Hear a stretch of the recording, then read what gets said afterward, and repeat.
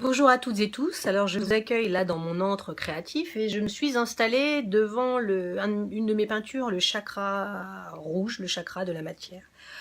C'est dans un endroit où je me sens bien et du coup j'avais envie de vous parler de la genèse de ce témoignage qui a commencé avec un roman initiatique.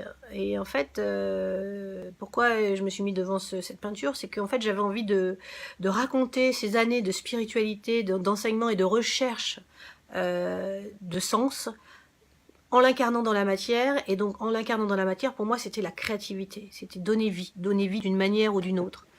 Et il s'avère que j'avais des difficultés à donner la vie à un enfant, donc rien n'était bien sûr anodin, et à ce moment-là, on m'avait diagnostiqué avec l'endométriose.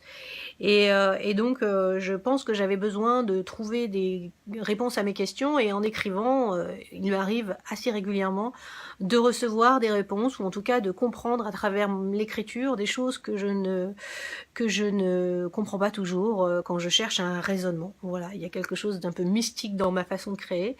Mais en tout cas, voilà, j'avais besoin de poser à plat plus de 20 ans autour de ce dépouillement personnel, que ce soit à travers des enseignements spirituels, à travers l'art ou à travers le développement personnel. Et comme j'avais déjà écrit 2 livres auparavant, 2 romans, eh bien j'étais partie sur un roman initiatique. Et en fait, grâce à 3 petites filles rencontrées, 3 éditrices, en fait, chacune d'elles ayant lu le roman initiatique, ont trouvé une patte, quelque chose de très, d'intéressant, et qu'elles m'ont dit, mais ce qui nous intéresse nous, c'est que tu ne te caches plus derrière ce personnage, mais que tu nous racontes ce qu'il en est, puisque le témoignage, effectivement, est très porteur. Donc j'ai réfléchi, et j'avoue que j'avais été un petit peu ébranlée. J'avais écrit déjà 400 pages, ça faisait déjà 2 ans et demi de travail, et en même temps, je me disais, bon, à la 3e personne, il faut entendre le message, et peut-être qu'il est temps pour toi d'oser te montrer tel que tu es, dans toute ta vulnérabilité et dans toute ta puissance finalement, parce que les deux font partie de mon chemin. Et du coup, oui, il a fallu dépasser la pudeur et toutes les questions qui sont inhérentes à l'idée de s'exposer. Et puis finalement, il y avait la phrase de Marianne Williamson qui me revient souvent, qui me disait que notre plus grande peur c'est de briller, et je pensais à cette phrase où je me disais, mais finalement qu'est-ce qui t'intéresse? Est-ce que c'est de briller? Non, c'est pas de briller, c'est de devenir de plus en plus transparente pour laisser la lumière à l'intérieur de moi briller, et peut-être que cette lumière éclairera d'autres sur leur chemin.